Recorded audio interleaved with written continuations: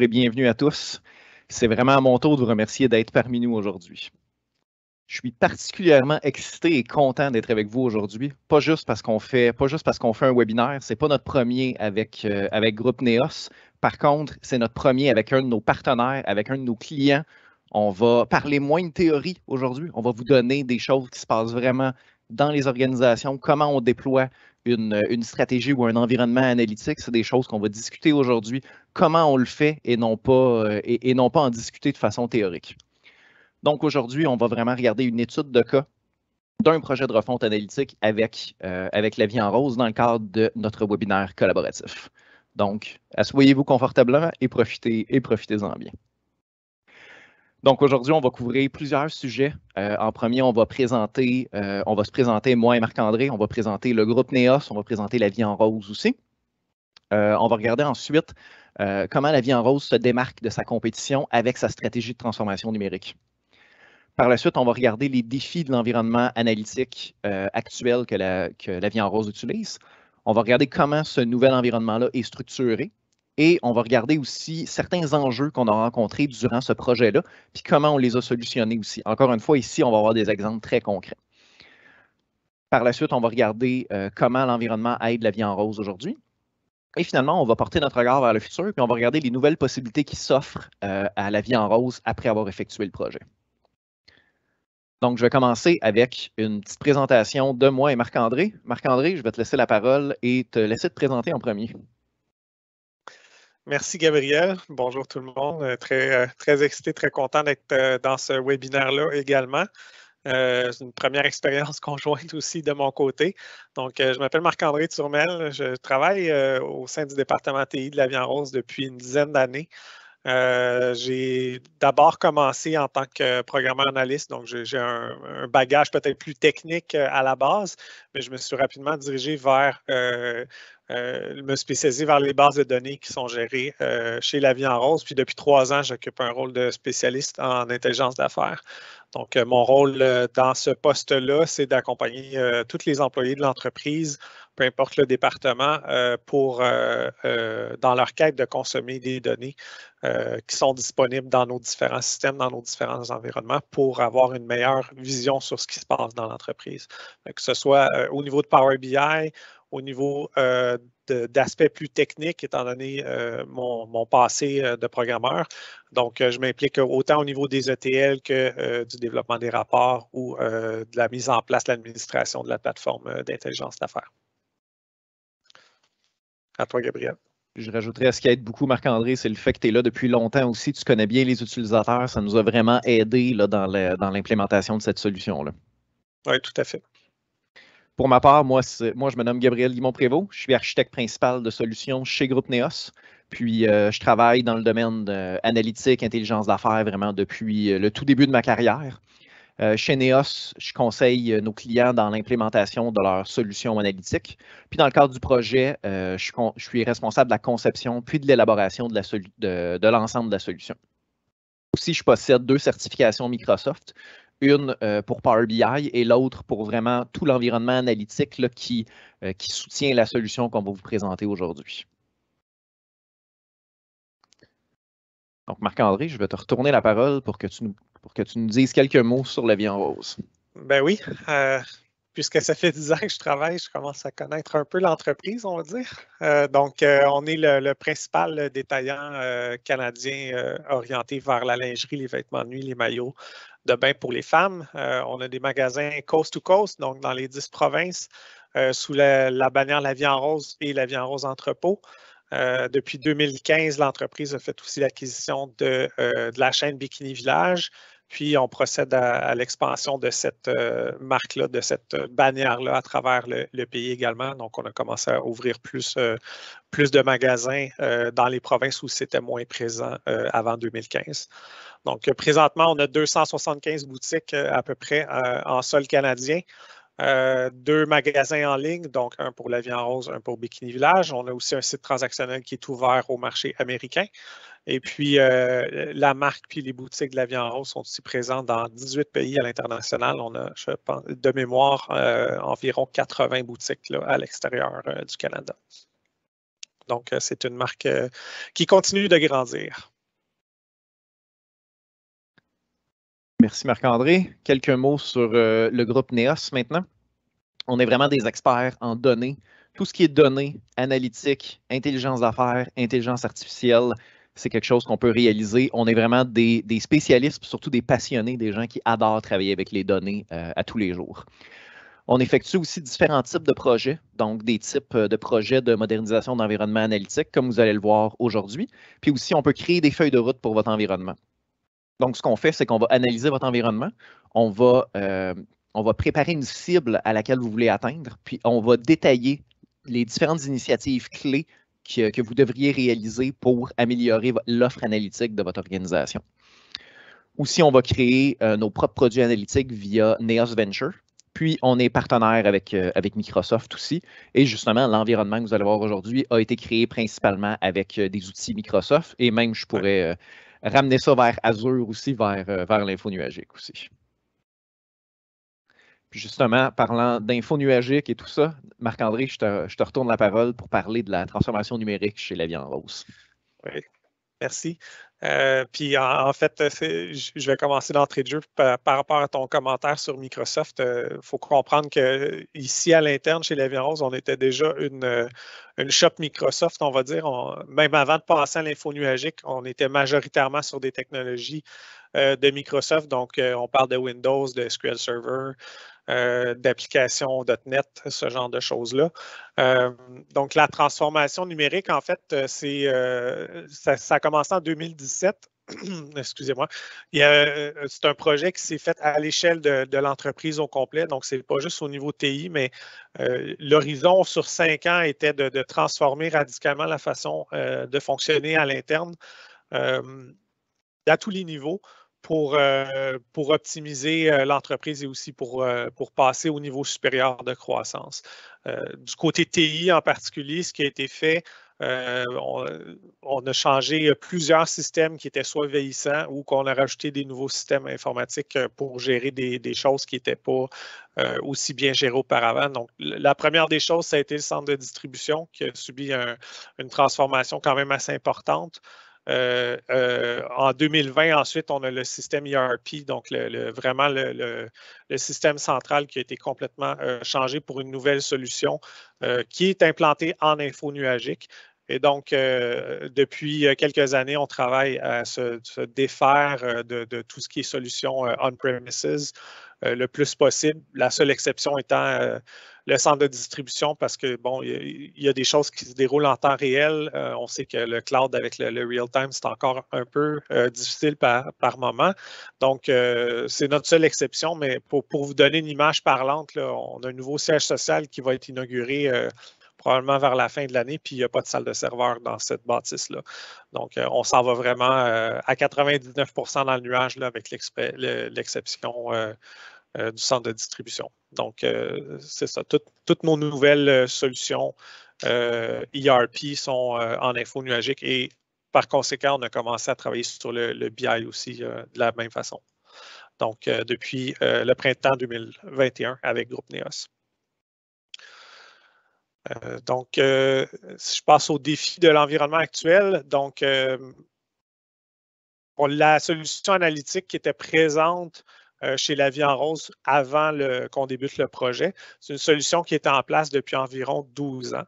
Donc, c'était basé sur des technologies qui étaient plus ou moins vieillissantes. Il y a eu des mises à jour au fil des années, mais c'était quand même un peu en attente d'une refonte plus majeure, disons, à ce niveau-là. Évidemment, avec toute solution qui reste en place pendant de nombreuses années dans une entreprise, ça amène son lot de défis. Dans notre cas, pour la solution analytique, la chose qui était importante, qui était devenue un irritant important, c'est la quantité de documents, de rapports qui étaient gérés sur cette plateforme-là. Parce que, bon, il y avait un certain problème peut-être de ménage là, qui devait être fait. On avait un grand nombre de documents, beaucoup de versions légèrement différentes, utilisées par des équipes différentes et qui, au fil du temps, deviennent disconcordantes. Donc, on pense, par exemple, que dans le rapport A puis dans le rapport B, on a le même chiffre de vente, mais la formule n'était plus la même, où il y avait des filtres qui étaient appliqués d'un côté, mais pas de l'autre, et qui n'étaient pas nécessairement évidents au premier coup d'œil. Ce qui fait qu'il y avait souvent des challenges qui se passaient entre les équipes par rapport à l'exactitude des valeurs, parce que bon, on se retrouvait avec deux versions de la vérité ou plus que deux, même dans certains cas. Ensuite, ce qu'on a à gérer, c'est qu'on a beaucoup de sources de données qui sont très, très variées. On a beaucoup de systèmes opérationnels, que ce soit au niveau ERP, au niveau centre de distribution. On a des systèmes pour gérer la relation client. On a des systèmes pour gérer tout ce qui est le web également, le commerce électronique. Donc, tout ça est très varié. Puis en dehors de ça, il y a aussi des données qui ne sont pas forcément présentes dans un système ou structurées de manière aussi informatisée qu'un système comme un ERP, par exemple. Donc, la maintenance de toutes ces informations-là et la communication, l'uniformisation de ces informations-là à travers l'entreprise, c'était aussi un défi important. L'autre aspect qu'on visait à transformer à travers le projet, c'est qu'on avait beaucoup de travail en silo qui se faisait. Donc, un peu chaque unité d'affaires, ses propres outils d'analyse, ses propres rapports, travaille à partir de ça pour arriver à certaines conclusions. Puis ensuite, les équipes se parlaient entre eux. Donc, une des choses qu'on a visé à faire dans ce projet-là, c'est un peu défaire ce silo-là pour que la collaboration arrive à un niveau beaucoup plus tôt dans le travail des unités d'affaires. Donc, c'est suite à ça qu'on a lancé le projet avec l'aide de notre partenaire Groupe Neos pour opérer notre transformation analytique. Moi, je pense que ce que j'aime là-dedans, si je peux rajouter, Marc-André, sur ce que tu viens de mentionner, c'est que c'était pas juste un aspect technologique qui était que vous avez visé à faire évoluer non plus. En TI, on parle souvent des fameux process, people and technology. Fait que c'était pas un projet où on s'est vraiment seulement concentré sur l'aspect technologique. Oui, on va en parler un peu, mais je veux pas vendre de punch là, de ce qui va se passer dans les prochaines minutes. Mais il y a d'autres éléments qui doivent être mis en place aussi, pas seulement de la technologie, de l'architecture et tout ça. Exact. Par contre, je n'aurai pas le choix. Dans les prochaines secondes, je veux vous parler d'architecture malgré tout. Donc, je pense maintenant que vous comprenez mieux pourquoi La Vie en Rose a voulu faire ce changement-là. Donc, on va commencer par s'attarder avec la portion architecture, la portion solution. Donc, ce que vous voyez devant vous, c'est l'architecture très haut niveau de la solution avec les différents services au niveau Azure qui ont été utilisés. En premier, on va regarder ce diagramme-là qu'on va décortiquer. Puis après ça, on va faire un zoom sur la section Power BI plus spécifiquement. Donc, à l'écran, vous voyez le diagramme de cette architecture-là. Pour ceux qui ont assisté à mon dernier webinaire sur l'entrepôt de données moderne, vous allez trouver beaucoup de ressemblances avec l'architecture de La Vie en Rose. Un petit résumé en quelques secondes là, de ce webinaire-là. Dans le fond, un entrepôt de données moderne, qu'est-ce que c'est? C'est un élément d'architecture qui va rassembler toutes les données d'une entreprise, peu importe leur vélocité. Ce que je veux dire par là, c'est peu importe le niveau, la rapidité à laquelle ils vont se mettre à jour. Et le but, c'est d'obtenir des informations, d'amener soit dans des tableaux de bord ou dans des analyses avancées. Puis, ces données-là sont vraiment accessibles à tous vos utilisateurs. Puis, le gros avantage de cet environnement-là, c'est vraiment sa flexibilité. Elle peut vous aider pour tout type d'analyse. Puis ça, on va en reparler un peu plus tantôt. Donc là, on va venir décortiquer chacune des couches. Donc, ce que vous voyez dans le haut de l'écran complètement, là, si je vous sors mon petit pointeur. Donc, on va vraiment venir regarder chacune des couches ici. Donc, on va commencer par la couche de source. On va ensuite parler d'ingestion, de stockage, de préparation et de diffusion. Donc, si on débute à gauche avec les différentes sources utilisées par La Vie en Rose, Marc-André en a parlé tantôt, il y en a vraiment beaucoup. J'aurais dû rajouter 3 petits points en dessous de ce diagramme-là. Il y a vraiment beaucoup d'autres éléments qu'on intègre dans cette solution-là. C'est vraiment juste un petit snapshot que vous voyez en ce moment. Donc, en premier, on voit des données sur les activités en magasin, comme les heures travaillées par les différentes équipes de vente. On retrouve aussi le nombre de visiteurs en magasin et aussi sur les différents sites web que Marc-André vous a parlé tantôt. Puis l'autre chose intéressante qu'on a pu faire grâce à cette architecture-là, c'est de charger les images des produits. Quand on arrive sur un rapport pour un utilisateur, ça peut être super intéressant de voir, de ne pas juste avoir le nom du produit, d'avoir sa photo aussi. Puis là, Marc-André, je te lance une balle courbe. J'ai un blanc du nombre d'items chez La Vie en Rose, mais c'est quand même assez impressionnant. Oui, ben, pour parler en termes retail, là, on a un grand nombre de SKU. En fait, dans la base de données, on est au-dessus de 600 000 SKU. Donc, ils ne sont pas tous nécessairement actifs en date d'aujourd'hui, mais parce qu'il y a quand même de l'historique, puis on est dans une business qui est très saisonnière. Donc, il y a des styles ou des produits qui vont revenir et qui ne reviendront pas, c'est-à-dire nécessairement d'une saison à l'autre. Il y en a que oui, il y en a que non. Mais on parle d'environ 600 000 produits différents, là. Fait que dans le fond, on peut vous laisser imaginer à quel point c'est beaucoup mieux pour l'utilisateur d'avoir l'image du SKU à côté de lui que seulement le nom. C'est beaucoup plus facile au niveau de l'analyse de ce côté-là. Puis, bien entendu, c'est quelque chose qui est possible grâce au lac de données qu'on va parler dans la zone de stockage tantôt. Puis comme toute entreprise de détail, bien, il y a beaucoup d'informations, que ce soit sur les ventes, l'inventaire, les magasins, les items et tout ça, qui est assez classique. Là. Si vous-même, vous êtes dans le domaine du détail, c'est le genre d'informations que vous avez vraiment besoin de votre côté. Donc, tout ça va être mis directement dans le même environnement. Puis, comme j'ai dit, on en a omis plusieurs là-dedans, mais il y a plusieurs autres sources qui sont chargées dans l'environnement. On va passer à la deuxième couche maintenant, la couche d'ingestion. Dans cette couche-là, l'objectif, c'est de faire une copie brute des données. Donc, ce que je dis par une copie brute, c'est de prendre tout simplement qu'est-ce qui est disponible dans le système source puis de l'amener le plus rapidement possible dans notre environnement. Puis là, vous allez me dire, pourquoi une copie de données brutes? Bien, vraiment, l'idée, ici, le but, c'est d'extraire le plus rapidement possible les données de la source sans transformation pour s'assurer que la source va être la moins affectée possible. Donc, il n'y a pas de transformation à cette étape-là. On fait juste ramener la donnée. Puis l'autre avantage qu'on a, c'est que si jamais on a un problème plus tard dans les processus de transformation, bien, on peut se reprendre finalement sans nécessairement aller rechercher l'information de la source. L'outil qui est préconisé s'appelle Azure Data Factory. Et ce qui est vraiment pratique dans cette couche-là, dans cet outil-là, c'est qu'il va s'occuper de plusieurs choses différentes. Premièrement, il va s'occuper du chargement de données, donc de l'ingestion. Ensuite, il va agir comme séquenceur et planificateur d'événements aussi. Donc, tout le processus ETL, tout le cycle ETL peut vraiment être géré à 100% dans cet outil-là.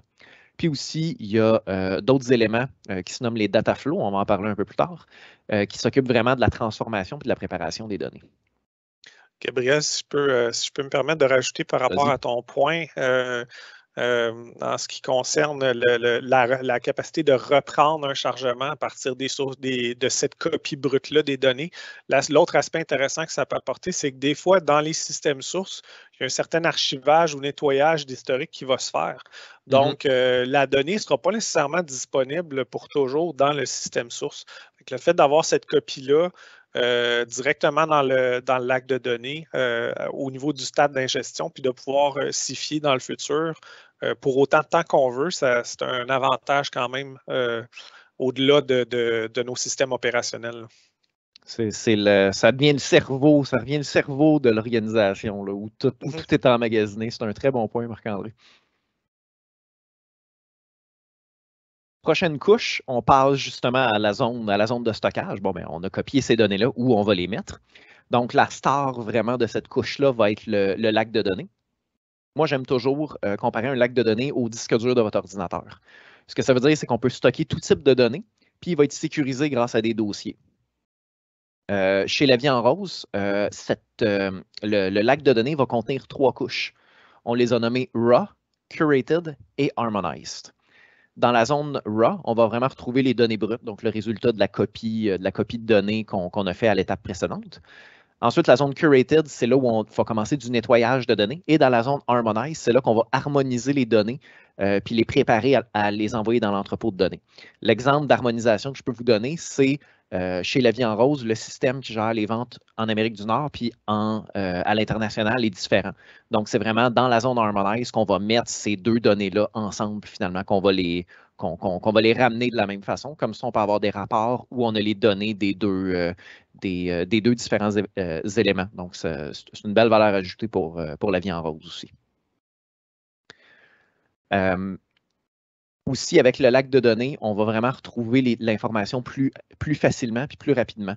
À chaque fois qu'un ETL va rouler, on va créer toutes les arborescences de dossiers. Donc, de savoir quand est-ce que ça a été chargé, ça vient de quel système, etc.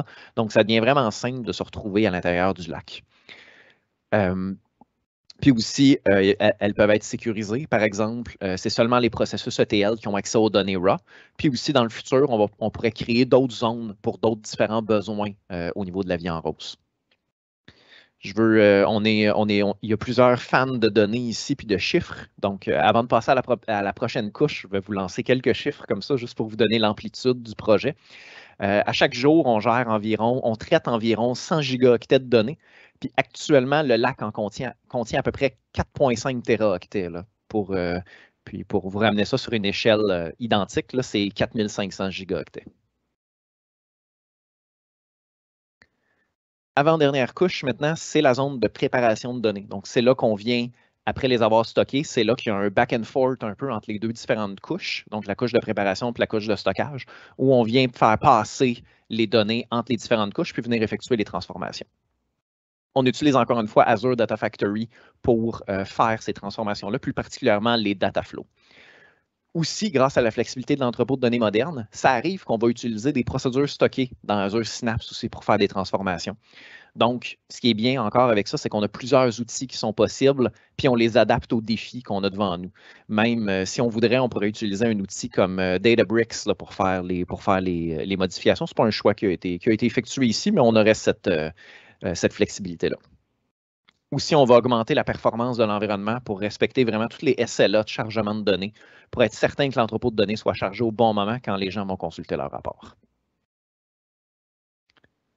Dernière couche, puis avant-dernier service, donc vraiment l'entrepôt de données.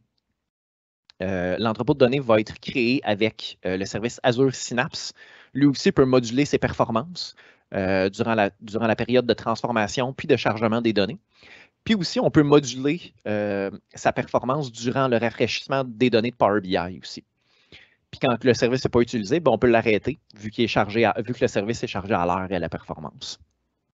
Puis encore, pour les fans de chiffres, encore une fois, quelques autres chiffres là, sur Synapse.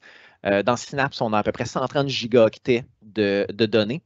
Donc, pourquoi je vous ai lancé ces chiffres-là tantôt? Je vous ai donné le gros chiffre tantôt du data lake qui était vraiment en téraoctets, qui était gigantesque. Fait qu'il faut vraiment avoir l'architecture aussi au niveau de l'entrepôt de données moderne comme un entonnoir. À chaque fois, on ramène juste les données qu'on a besoin. Donc oui, on va en tirer beaucoup au niveau des systèmes sources, mais après ça, il y a un certain nettoyage qui est fait pour juste garder ce qui est important au niveau du besoin, au niveau de la décision, finalement. Maintenant, le dernier élément, on est vraiment au niveau de Power BI. Je vais en parler un peu plus dans la prochaine slide, mais en résumé, il faut toujours voir Power BI, pas seulement comme un outil de visualisation de données, mais c'est vraiment un outil très puissant de création de modèles de données dimensionnels. Parce qu'en arrière, c'est vraiment le modèle tabulaire d'analysis services qui fonctionne. Puis la preuve, même en tout début de projet, on se demandait si on n'amenait pas une instance justement qui est Azure Analysis Services pour ça, mais finalement, on a complètement transité vers Power BI à 100%. En arrière, on a un moteur qui s'appelle XVelocity dans Power BI qui compresse les données dans la mémoire vive de la machine, ce qui permet vraiment d'avoir des temps de réponse assez impressionnants là, sur les différents visuels. Ça vient avec un petit astérix. Dans le cas de la vie en rose, on travaille avec plusieurs fonctionnalités premium, vu que c'est la licence qu'ils utilisent de leur côté. Puis, ce qui est vraiment pratique, c'est que ces fonctionnalités-là nous aident beaucoup dans la gestion puis dans l'administration de la solution, puis ça aide beaucoup à améliorer les performances. À noter que le modèle de données est assez large. Là. Il contient à peu près 10 gigs de données. Pour un modèle de données de Power BI, c'est vraiment assez gros. Puis vous avez vu tantôt le 130 gigs dans Synapse. Bien, effectivement, on ne prend pas toutes les données non plus nécessairement. On a coupé dans l'historique, des choses comme ça. Mais ça vous donne une idée à quel point le niveau de compression de Power BI est élevé parce qu'on n'en a pas enlevé tant que ça non plus. Là. Donc, si je reviens aux différentes fonctionnalités, on utilise ce qu'on appelle le rafraîchissement incrémental pour rafraîchir seulement les données les plus récentes. Puis en ce moment, le rafraîchissement se fait en moins de 15 minutes là, à tous les jours. En arrière, ce qui se passe, c'est qu'on va créer des partitions. C'est des partitions qui sont créées. L'autre avantage que ça nous permet, c'est que si on a une correction de données à faire, par exemple en 2020, bien, on est capable de juste venir rafraîchir ces partitions-là qui sont affectées. Puis aussi, au niveau de l'administration, on va utiliser ce qu'on appelle le XML Endpoint pour, d'un, faire la gestion de ces partitions-là que je parlais tout à l'heure, donc les rafraîchir et tout ça. Puis aussi, on peut faire des déploiements excessivement ciblés parce que si vous êtes dans Power BI Desktop et que vous appuyez sur Publish, ça va publier votre modèle au complet. Fait que vous allez perdre vos partitions, il va falloir que ça soit retravaillé et tout ça. Avec ce XML Endpoint-là, vous pouvez vraiment faire des modifications très, très, très précises, l'équivalent comme si vous feriez un schema compare en SQL. Ça va vraiment pousser juste les changements. Ça va vraiment pousser juste les changements que vous faites. Puis dans le modèle Power BI, on retrouve vraiment des mesures qui ont été sanctionnées par l'entreprise, qui ont été validées. Tantôt, on va parler un peu plus de comment ces mesures-là ont été validées chez La Vie en Rose. Donc, la portion plus People et Process, comme je parlais tantôt. On va maintenant faire un petit zoom sur la portion Power BI. L'approche qui est utilisée chez La Vie en Rose, c'est vraiment une gestion des actifs analytiques via un mode libre-service. Ce que ça veut dire, c'est qu'à la base, on a une bonne discipline de développement et d'administration de nos actifs, comme ce qui se passe au niveau de Synapse, ce qui se passe au niveau de notre modèle Power BI. Par contre, on reste excessivement flexible pour nos besoins utilisateurs. On va voir qu'est-ce que ça veut dire maintenant avec l'architecture de Power BI. Donc, en haut, on retrouve Synapse, juste ici, dans laquelle les données sont abritées, finalement, comme on a vu, modèle dimensionnel et tout ça. Ensuite, on a un modélisateur de données qui vient créer un modèle de données dans Power BI ou un jeu de données si vous travaillez en français. Un dataset en anglais, un jeu de données en français. Donc, à cette étape-là, on va créer vraiment toutes les différentes mesures, toutes les différentes dimensions qui vont être nécessaires à la création de rapports. Aussi, le modélisateur va utiliser d'autres outils externes qu'on prend, soit Tabular Editor pour faciliter le travail de modélisation, DAX Studio pour évaluer la performance des mesures, puis ALM Toolkit pour le déploiement. D'ailleurs, on travaille en ce moment à faciliter notre déploiement puis à passer par Azure DevOps aussi. Ensuite, lorsque ce modèle-là est terminé, il est déployé dans le service, juste ici, dans un espace de travail particulier. Après ça, ce que font nos super utilisateurs ou les gens qui vont développer les rapports, c'est qu'ils vont se connecter à Power BI, puis plutôt que de commencer à se connecter sur une source, comme sur Synapse, par exemple, ils vont se connecter directement au modèle de données.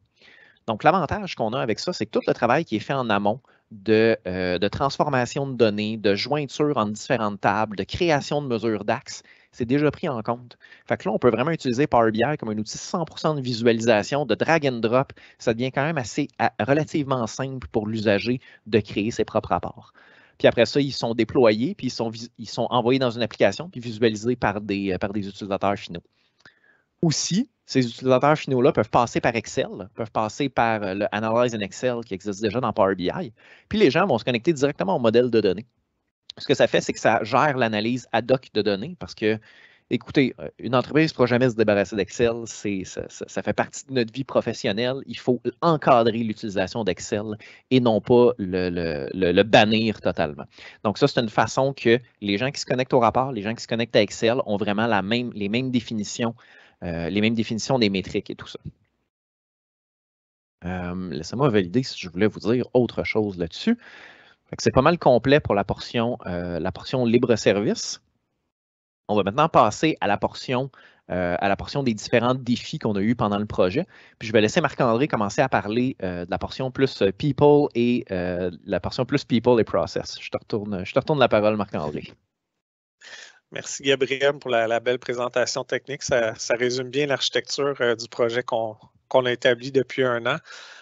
Oui, pour la partie donc plus People and Process, en fait, une des choses qu'on a mis en place dès le début du projet et qui a vraiment été la pierre angulaire du succès de ce projet-là, c'est d'établir un comité de gouvernance de données.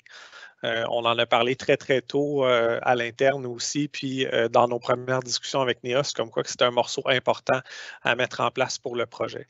Donc, pourquoi avoir créé un comité de gouvernance de données et à quoi sert-il?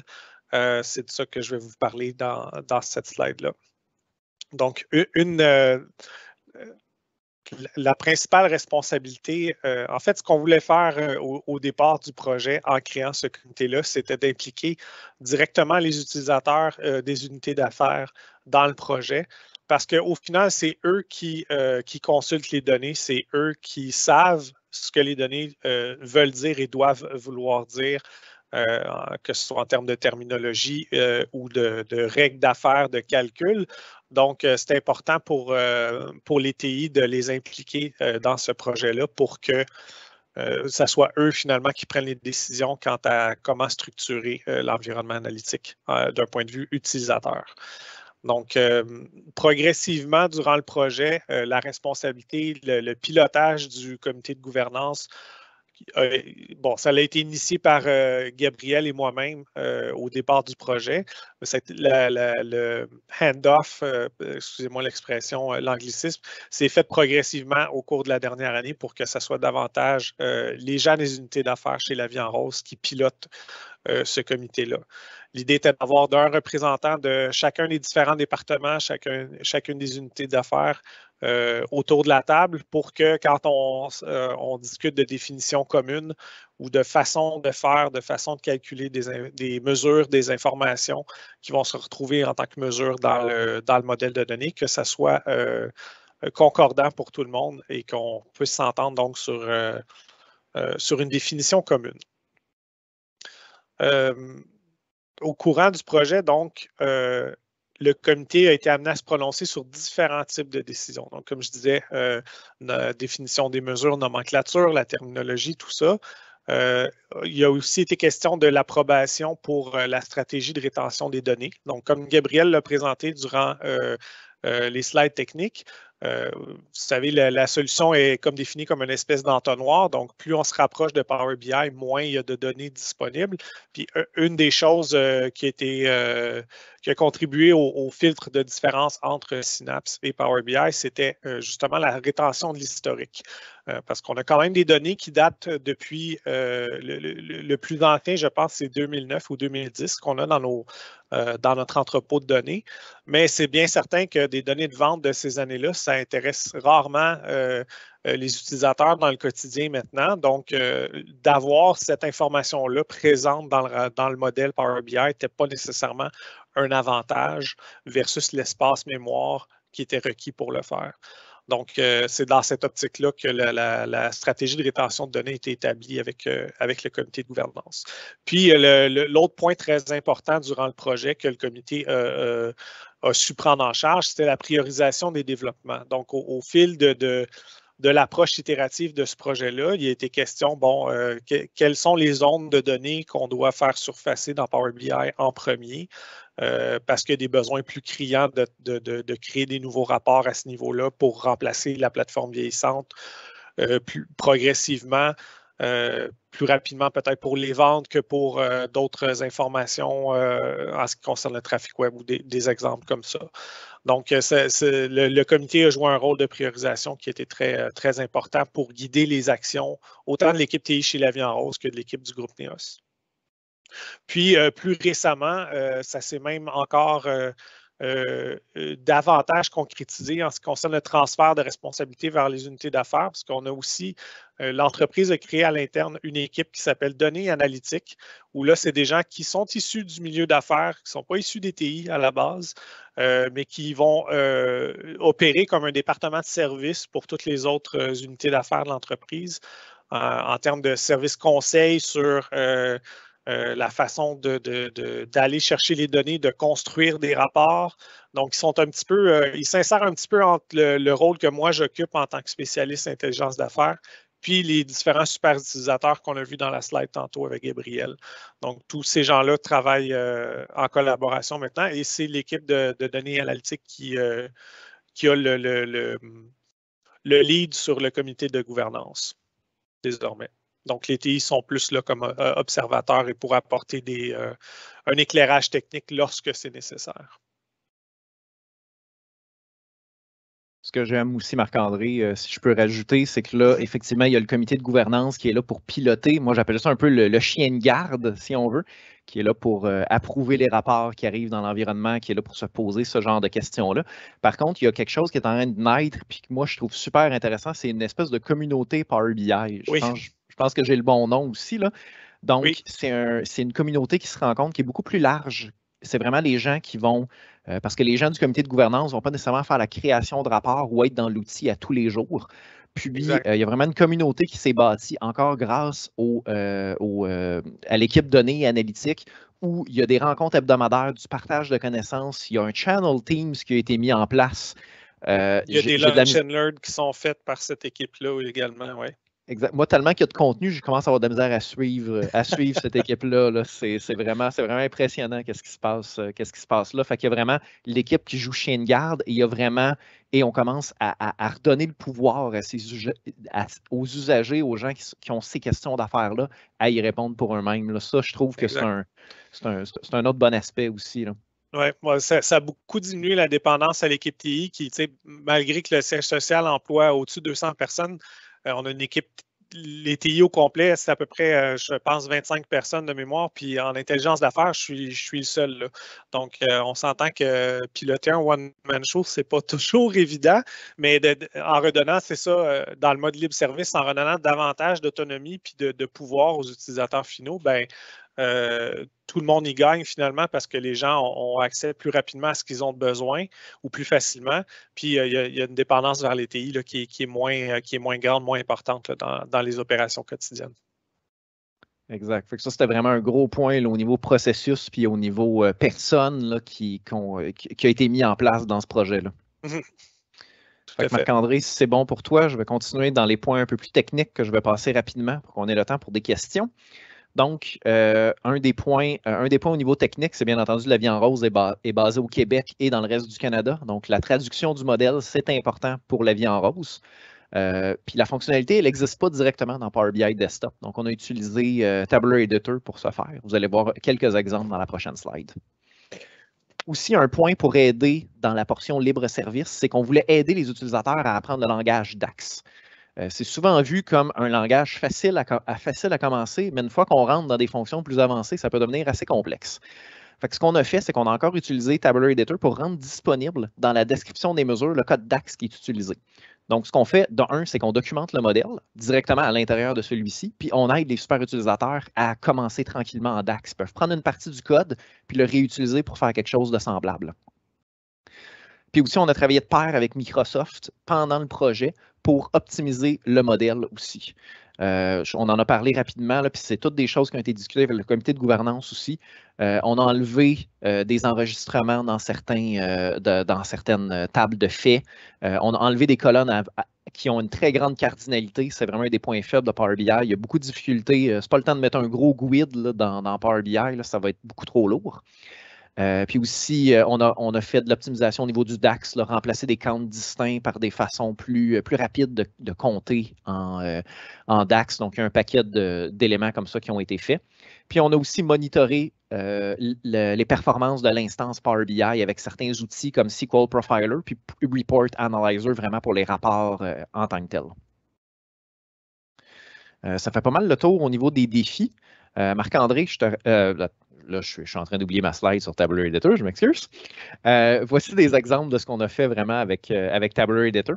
Donc, à gauche, ce que vous voyez, c'est un exemple de traduction des mesures. Donc, vous voyez ici qu'on a une mesure de productivité qu'on a traduit de l'anglais par productivity, en français productivité, et on a traduit aussi le dossier dans lequel cette mesure-là se trouve. Donc, magasin en français et store en anglais. Ce que vous voyez à gauche, à droite, excusez, c'est la façon dont on a documenté les mesures. Donc, le screenshot que vous voyez, c'est lorsqu'on met notre souris, lorsqu'on met notre pointeur sur un nom de mesure, c'est ce qui se passe, c'est ce qui est affiché comme description. Vous voyez le nom. C'est l'infobulle. L'infobulle. Merci Marc-André. Je ne me rappelle jamais de ce mot-là en français.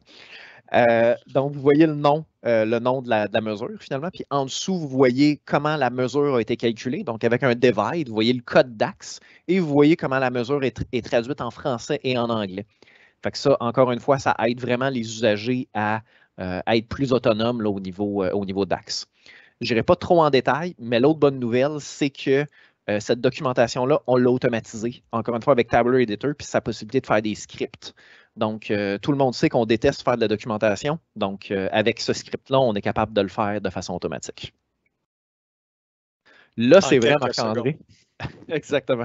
Là, c'est vrai, Marc-André, c'est le temps de parler de qu'est-ce que ce nouvel environnement-là vous apporte. Oui, pour passer rapidement sur, il y a des choses qu'on a déjà discutées là, au fil des slides précédentes. Donc, le premier point que je veux apporter, à ce stade-ci, c'est vraiment pour la maintenance simplifiée pour les services, parce que étant donné qu'on est sur la plateforme Azure avec les services infonuagiques autogérés, côté coût, on économise quand même beaucoup par rapport à l'infrastructure précédente qui était on-premises. Si on compte tous les coûts d'infrastructure qui étaient requis pour gérer ce genre d'environnement-là avec les données qu'on sait, on avait quand même sur notre entrepôt de données on-premises, pour vous donner un ordre de grandeur, on était quand même à pas loin de 2 téraoctets. Donc, ça prend de l'espace et ça prend des machines qui sont capables de cruncher cette quantité de données-là. Donc, c'était quand même assez coûteux. Donc, l'info nuagique à long terme, ça se révèle quelque chose de beaucoup plus économique pour nous parce qu'on va être capable de suivre au moins les tendances et les performances du moment beaucoup plus facilement. Ensuite, donc ça rejoint un peu le point passage vers l'info nuagique de cette slide-là, puis le point modulation de performance, donc le premier et le quatrième point. La centralisation de l'information, ensuite, ça, c'était vraiment un aspect très important, étant donné tous les problèmes et les défis qu'on avait par rapport à la disparité de l'information sur l'ancienne plateforme. Ce qu'on vous a présenté avec le modèle centralisé répond très bien à ce besoin-là. Dès qu'on a l'optique de développer une nouvelle mesure, des questions qu'on va se poser rapidement à l'interne, c'est est-ce que c'est une mesure qui est unique pour un rapport bien précis ou est-ce que ça a le potentiel d'être utilisé dans d'autres rapports éventuellement? Puis dès que la réponse est que ça pourrait être réutilisé, ben, on va développer cette mesure-là dans notre modèle centralisé qui est connecté à tous les autres rapports après. Donc, ça permet aux gens de continuer d'évoluer au même rythme que la plateforme aussi. On bonifie le modèle en rajoutant des informations additionnelles, des mesures, que ce soit des mesures ou des nouvelles tables parce qu'on va venir brancher un nouveau système source, par exemple, sur notre environnement. Donc, cette centralisation-là est très, très importante. Il y a encore une fois, le comité de gouvernance avait un rôle primordial, a joué un rôle primordial dans cet aspect-là de centralisation et d'uniformisation de l'information. Ensuite, au niveau de l'autonomie des utilisateurs, ben, on en parle déjà un peu avec le modèle centralisé, mais l'approche self-service, donc le fait que la communauté à l'interne se développe, se partage de l'information, c'est ce qui nous a permis d'aller briser vraiment les silos qui étaient présents précédemment dans l'ancienne façon de travailler de l'entreprise. Donc ça, c'est une belle valeur ajoutée, pas juste en TI, mais pour vraiment toute l'entreprise au complet. Je te repasse le témoin, Gabriel. Merci Marc-André. Je vais parler rapidement du futur. Pourquoi rapidement? Parce que je veux qu'on ait du temps pour vos questions.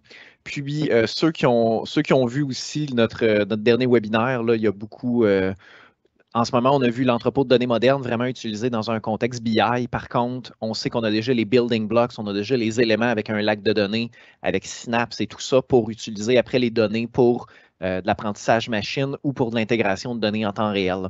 Donc, ça va être quelque chose qui est possible pour la vie en rose de faire dans le futur. Donc, ce n'est pas juste un environnement qui va aider maintenant, c'est un environnement pérenne qui va pouvoir aider la vie en rose là, dans les prochaines années et non pas juste dans le moment actuel.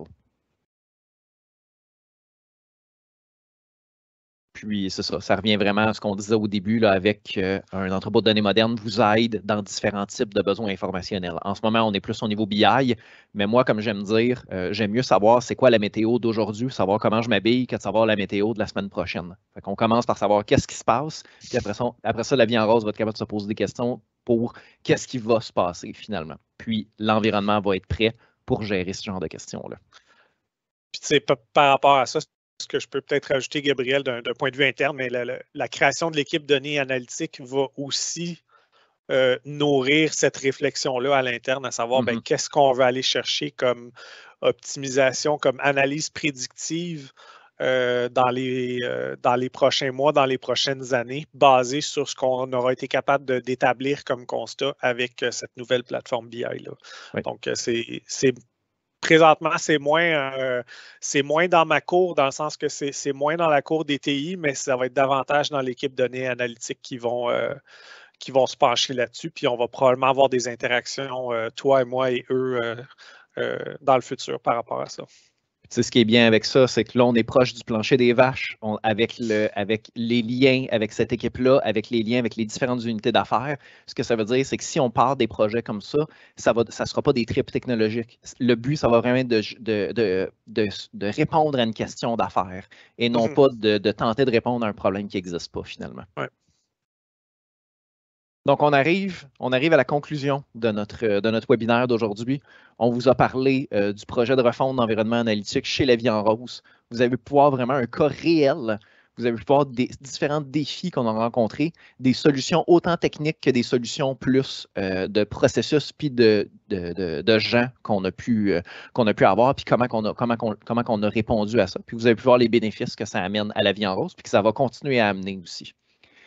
Puis tout ça, ça a été rendu possible grâce principalement à 3 éléments. Grâce à l'architecture d'entrepôt de données moderne, à ce qu'on appelle l'intelligence d'affaires libre-service, puis aussi à ne vraiment pas oublier la création d'un comité de gouvernance. Vraiment, ces 3 éléments-là combinés ont donné à La Vie en Rose un environnement flexible qui peut vraiment répondre à différents besoins analytiques, puis redonner le pouvoir dans les mains des départements, parce que c'est eux qui ont des questions d'affaires à répondre. Puis ça, il ne faut pas oublier qu'il faut conserver une discipline dans notre développement, dans l'administration de notre modèle central pour être sûr qu'on offre des données de qualité, puis une définition claire des indicateurs de gestion, des indicateurs de performance, qui est gardée par notre comité de gouvernance, qui est vraiment actif, puis qui regroupe différentes parties dans l'organisation. Je tiens vraiment à vous remercier pour votre attention aujourd'hui. Puis Marc-André, je tiens à te remercier aussi pour ta présence dans le webinaire d'aujourd'hui. Puis aussi un merci spécial à vraiment tous les membres de La Vie en Rose qui ont autant collaboré à la réalisation du projet qu'à la création du webinaire que vous venez de voir. Marc-André, je te laisse le mot de la fin avant qu'on passe à la période de questions. Super. Ben, écoute, je vais te retourner les fleurs aussi. Ça a été c'est un très beau projet du début à la fin. C'est encore en cours d'ailleurs, avec Groupe Neos. Donc, je veux remercier tous les intervenants là, de Groupe Neos qui ont participé à l'élaboration puis à la réalisation de ce projet-là. C'est très aidant de voir dans quelle direction ça s'en va puis comment ça a pu déjà commencer à changer le quotidien des utilisateurs chez nous. On est très satisfaits. Donc, Samy, on te retournerait la parole pour notre modérateur de questions. Absolument. Merci, messieurs. Beaucoup de contenu, c'était très clair. Je pense que vous avez pu aiguiller les participants qui étaient présents aujourd'hui grâce à un cas concret. Tu sais, on le sait, Gabriel, c'est pas ton premier rodéo. Tu en donnes souvent des webinaires. Puis, il y avait vraiment un besoin d'avoir une étude de cas ou quelque chose qui permet de conceptualiser et de concrétiser tous ces concepts-là, si je peux dire. Donc, merci à vous deux, messieurs, pour l'information que vous nous avez livrée aujourd'hui. On a plusieurs questions. Je tiens à vous dire, c'est possible qu'on déborde un petit peu. Le webinaire est enregistré, donc si la période de questions, si vous voulez y avoir accès, mais que vous devez nous quitter à midi, inquiétez-vous pas, elle va être vraiment dans la fin de l'enregistrement. Donc, je vais commencer avec la première question. Juste me dire, Marc-André, Gabriel, lequel de vous deux veut prendre la balle pour cette première question qui est que faites-vous avec l'image des produits? Je peux peut-être prendre la balle là-dessus. C'est vraiment pour répondre à un besoin plus d'affaires. Donc, un exemple de rapport qui va incorporer les images de produits, ça va être notamment pour distribuer des listes de produits qui tombent en changement de prix pour diffuser au magasin. Donc, pour que les employés en magasin puissent repérer visuellement le produit en question et pas nécessairement avoir à consulter l'étiquette. Parce qu'il y a quand même beaucoup de stock à gérer en magasin. Donc, des fois, juste par le numéro interne, le code de SKU, c'est pas toujours évident de savoir il est placé où dans le magasin. Donc, d'avoir déjà une photo à côté, ça donne une idée à notre staff en magasin pour être plus efficace de ce côté-là pour gérer l'étiquetage des changements de prix. Ça, c'est un exemple qu'on fait. Au niveau technique, c'est plus l'orientation de la question. Présentement, les images sont stockées dans un lac de données, dans un un blob container du lac de données qu'on a. Donc, c'est juste un conteneur à côté des données brutes qui viennent de nos systèmes informatiques. Puis, c'est carrément des images, je pense, c'est en format JPEG ou PNG. Là. Si tu me permets de renchérir, Marc-André, on a un lien entre le lac de données et ce qu'on met au niveau du modèle dans Power BI. Donc, ce qu'on fait, c'est qu'on va générer un URL, finalement, dans ce blob-là qui est public, parce que dans le fond, c'est des images. Hein, c'est pas grave, même s'il y a des éléments qui sortent de là. C'est les mêmes images qu'on retrouve sur le site web de toute façon. Exact. Oui. Donc, on va créer cette URL-là parce que si ça ne serait pas public, on ne pourrait pas l'utiliser dans Power BI. Et dans Power BI, il y a une façon de générer des URL et des images en tant qu'URL. Fait que quand on crée une matrice ou un tableau, ben, l'image va s'afficher automatiquement plutôt que cette URL-là. Exact. Oui, bon point. Donc, c'est vraiment la combinaison de presque chaque élément qui existe dans l'infrastructure, dans l'architecture qui est utilisée pour faire fonctionner cette portion-là, finalement. Puis, en fait, c'est très important ce que tu viens de dire parce qu'on n'en chasse pas les images, on n'embed pas les images dans les rapports. Là. Donc, ça demeure très, très léger à ce niveau-là. C'est vraiment juste une URL publique qui n'est pas recherchable par les moteurs de recherche, mais qui est quand même accessible anonymement sur notre lac de données. Merci, messieurs. Merci. Question numéro 2. Les questions continuent à rentrer d'ailleurs. Donc, à l'étape de Synapse, est-ce plus du nettoyage de données ou de l'agrégation ou de la synthèse de données qui est effectuée? Je dirais, je vais la prendre, Marc-André? Oui. Je dirais que vraiment l'idée de Synapse, c'est que dans les étapes précédentes, on est vraiment plus au niveau d'une donnée qui va ressembler au système source, finalement. Donc là, l'idée, c'est Power BI et n'importe quel modèle d'intelligence d'affaires fonctionne le mieux avec des tables de faits et des tables de dimensions. Fait que ce qui est fait le plus à cette étape-là, c'est d'aller chercher les foreign keys. Je m'excuse d'être un peu plus technique à cette étape-là, mais vraiment d'aller chercher les clés vers les différentes dimensions pour vraiment lier chaque élément correctement. Il y a un peu de règles d'affaires, mais c'est quand même assez limité. Ils sont effectués plus en amont. Cette étape-là, on fait vraiment juste créer notre modèle dimensionnel à cette étape-là. Merci, Gabriel. Très clair. Troisième question. Quelle plateforme utilisez-vous lorsque vous devez créer un rapport statistique? Par exemple, Visual Studio. Je peux peut-être le prendre parce que j'étais là-dedans pas plus tôt que ce matin. Principalement, là, on va utiliser Power BI Desktop, effectivement, pour créer des rapports plus graphiques, finalement, où il y a de l'interactivité, finalement. C'est l'outil principal qui va être utilisé. Par contre, comme n'importe quelle entreprise, il y a toujours des besoins pour des rapports paginés ou des rapports qui vont être imprimables, sortis en PDF. Il ne faut pas oublier que la plateforme gère aussi les gens qui travaillent en magasin. Marc-André parlait de liste de prix tantôt. Donc, ce qu'on utilise, c'est l'évolution de SSRS, finalement, de SQL Server Reporting Services, qui était utilisé effectivement avec du Visual Studio. Et là, on utilise Power BI Builder, Report Builder, voilà. Qui est vraiment le même type de fichier que vous pouvez sortir avec du SSRS. C'est la même extension de fichier. C'est vraiment la nouvelle mouture, si je peux dire ça comme ça, des rapports SSRS. C'est Report Builder, qui lui aussi est juste disponible avec une licence premium. Je ne sais pas, Marc-André, si tu veux rajouter quelque chose là-dessus. Oui, bien, en fait, la principale différence, je peux dire, entre Power BI Report Builder puis un rapport SSRS, c'est que le rapport développé dans Power BI Report Builder peut quand même se connecter au modèle centralisé qu'on a défini dans notre environnement.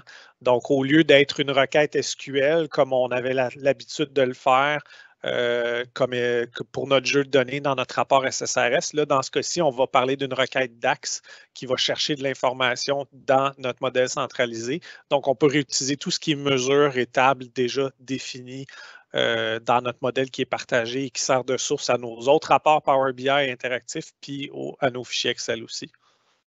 Encore une fois, single version of the truth qui s'applique parfaitement bien ici. Là. Pas besoin de redéfinir les calculs, on peut aller chercher ce qui est déjà défini. Merci, messieurs. Prochaine question qui se veut un peu une devinette ou un choix, si on peut dire. Donc, rapport opérationnel, système source ou plateforme analytique? Je ne sais pas, Gabriel, je peux peut-être commencer, puis tu viendras bonifier si tu as d'autres idées, mais ça, c'est une excellente question. En fait, je ne veux pas prendre une réponse de consultant plate, là, mais souvent, ça dépend. Ça dépend des capacités de reporting, je dirais, du système opérationnel. On a des cas où est-ce que les systèmes opérationnels sont peut-être plus limités dans la façon de personnaliser leur rapport ou de sortir l'information, ou que ce soit des limitations de performance, par exemple, parce que la volumétrie qui doit être analysée est trop lourde pour pouvoir utiliser le système opérationnel. Donc, souvent dans des cas comme ça, on va se retourner vers le BI pour autant que la donnée soit disponible dans notre plateforme BI. Mais je dirais, comme règle du pouce, on va dire, je ne serais pas nécessairement tenté de tout faire dans un ou de tout faire dans l'autre non plus. Ça va vraiment dépendre du contexte et de si l'information est déjà là dans notre environnement analytique. Peut-être qu'on n'ira pas nécessairement programmer un nouvel ETL que pour ça, que pour un rapport opérationnel. Il faut voir vraiment. Puis, en fait, je vais rajouter aussi qu'il y a une troisième option qui est un rapport qui est un peu hybride, où est-ce qu'on a peut-être des données dimensionnelles qui viennent de notre plateforme analytique, puis les données factuelles vont venir d'une source de données qui est comme intermédiaire, on va dire, entre le système source puis la plateforme analytique. Mais là, on rentre vraiment dans des cas très spécifiques, là. Je sais pas. Tu parles des modèles composites au niveau de Power BI, Oui. où on peut mélanger d'autres sources de données avec notre modèle maître, finalement avec notre modèle centralisé. Ça, c'est un bon point. Puis j'ajouterais aussi, je vais m'auto-plugger un peu.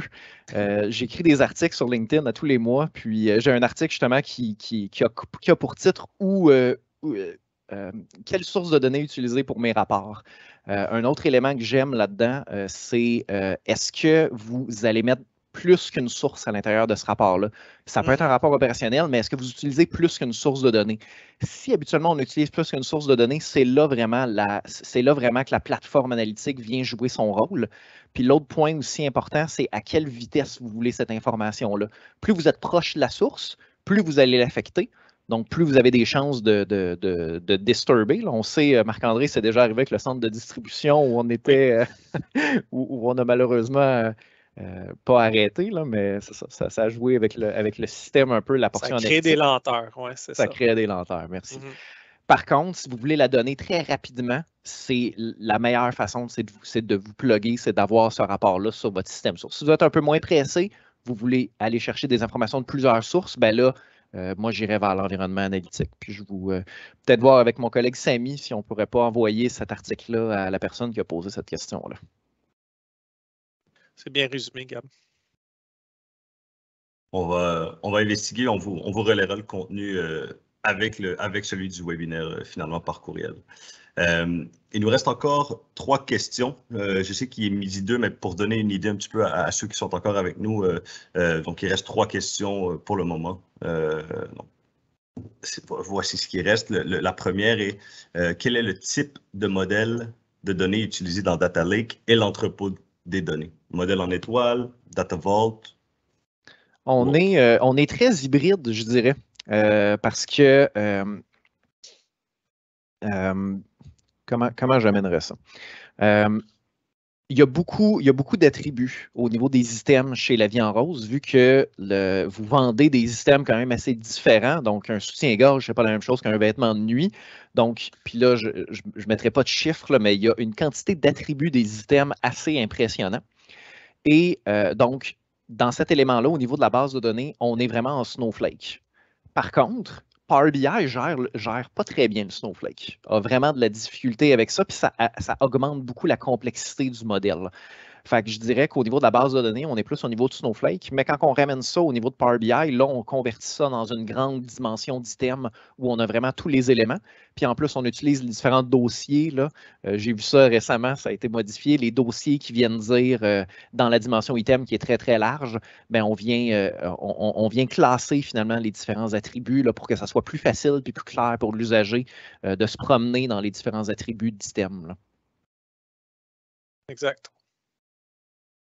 Super. Une question un petit peu plus longue. Donc, votre processus de transformation numérique a duré un certain temps. Comment avez-vous géré la refonte de l'environnement analytique parallèlement aux nouvelles demandes de reporting de l'entreprise? C'est une excellente question. Donc, tout fonctionne tout est relatif à la priorité de la demande. Évidemment, d'un point de vue technique, on a à supporter encore la plateforme vieillissante jusqu'à temps qu'elle soit totalement débranchée, décommissionnée, ce qui va se produire d'ailleurs dans les prochaines semaines, parce qu'on attend d'avoir couvert 100% des données exposées dans cette ancienne plateforme-là sur notre nouvelle plateforme BI. Donc, on est vraiment dans le dernier mille, si on peut dire, du marathon à ce niveau-là. Mais effectivement, ça a été un challenge dans la dernière année de savoir, bon, on a un nouveau besoin opérationnel de reporting, ou pas nécessairement opérationnel, mais un nouveau besoin de reporting qui doit être répondu relativement à court terme et qui doit donc être répondu parallèlement au développement qui se fait dans la nouvelle plateforme. Donc, oui, on a eu à mettre des ressources à l'interne, autant sur l'ancienne plateforme que sur la nouvelle. Là. Je ne sais pas si ça répond bien à la question de l'intervenant. Puis je rajouterais aussi, Marc-André, que le comité de gouvernance a été utile aussi pour faire cette priorisation-là aussi. Ouais, c'était pas juste, mais c'était pas NEOS ou le département TI de la vie en rose qui décidait sur quoi on va travailler. C'était un effort collaboratif de ce côté-là. Oui, on essayait d'attraper les opportunités de faire d'une pierre deux coups si c'était possible d'attendre peut-être, exemple, 2 semaines supplémentaires, mais d'avoir le rapport directement sur la nouvelle plateforme avec Power BI, puis que tout le monde était confortable avec ça. Bon, il allait comme ça pour ne pas développer la réponse aux besoins 2 fois, une fois dans l'ancienne plateforme, puis une fois dans la nouvelle. Puis même, je pense des fois à des besoins quasiment inverses. Donc, vous êtes encore pas en refonte analytique, voyons, en transformation numérique. Fait que vous avez encore des nouveaux systèmes que vous allez mettre en place. Puis, oui, il y en a plusieurs là-dedans qui ont été faits comme, OK, on va attendre avant de faire ces rapports-là parce qu'on va utiliser le nouvel environnement quand il va être disponible finalement. Exact. Donc, ils vont regarder dans le système opérationnel d'abord, puis après ça, on va combler qu'est-ce qui manque du côté BI. Oui. Merci Marc-André, merci Gabriel. Il en reste 2, ça a continué à rentrer. Je pense qu'il y a des éléments qui méritent d'être mis en lumière. Le premier, en cas de changement de la structure d'une source de données, est-ce que vous avez prévu une stratégie pour simplifier la prise en charge de ce changement avec tous les enjeux que ça implique, donc ajout, suppression, impact sur l'historique des données finalement? Je peux peut-être la prendre, Marc-André, celle-là? Je t'en prie. Ce que le gros avantage qu'on a, puis là je reviens avec l'entrepôt de données moderne puis le lac de données, le gros avantage qu'on a avec un lac de données, c'est qu'il va prendre à peu près tout ce qu'on lui envoie. Fait que disons, prenons un exemple qu'on rajoute un champ ou une colonne dans une table d'un système source. Bien, quand on va procéder à l'ingestion de cette source-là, on va la ramasser, cette colonne-là. On va la prendre. Puis, on ne va juste pas l'utiliser par la suite parce qu'elle est nouvelle, elle ne fait pas partie du reste de notre processus ETL. Vu qu'on travaille avec des fichiers, puis vu qu'on a un schema qu'on appelle là, je ne veux pas me mélanger entre on-read et on-write, puis là, je ne l'ai pas en tête en ce moment, mais l'idée, c'est que le schéma est flexible. Le schéma est flexible puis il peut bouger. C'est ça l'avantage d'un lac de données. Puis c'est ça l'avantage d'utiliser un outil ETL comme Data Factory. Si vous utilisez quelque chose comme SSIS puis le schéma bouge, là, vous vous grattez la tête puis ça ne fonctionnera plus. L'avantage avec ces outils-là, c'est qu'ils sont faits pour un schéma qui bouge déjà de base. Donc, l'avantage, c'est qu'on va ramasser ces nouvelles colonnes-là, puis quand on va avoir trouvé qu'est-ce qu'on veut faire avec, on peut les réintégrer après dans le reste de l'environnement de façon assez facile et rapide. Ça nous permet vraiment de faire ça grâce au lac de données, puis aux différents outils infonuagiques au niveau ETL là, qui sont moins liés au schéma là, que des outils comme SSIS et d'autres outils ETL. Merci, Gabriel. Et la dernière, mais non la moindre, est-ce que vous avez opté pour une migration one-shot vers la nouvelle plateforme ou avez-vous dû cohabiter les deux plateformes? Si c'est les deux plateformes, bien, comment on peut répondre à une demande d'exploitation avec du SQL en combinant les deux plateformes? Ça, Marc-André en a glissé mot rapidement tantôt. En ce moment, la nouvelle plateforme est toujours utilisée. La nouvelle, je disais pas de quoi, je m'excuse. L'ancienne plateforme est toujours utilisée. Par contre, elle va être décommissionnée à quelque part dans les prochains mois. Oui. Donc, ça n'a pas été un one-shot, en fait, comme migration. C'est vraiment progressif. On y va morceau par morceau. C'est ce qui nous a permis de structurer le projet de façon itérative aussi.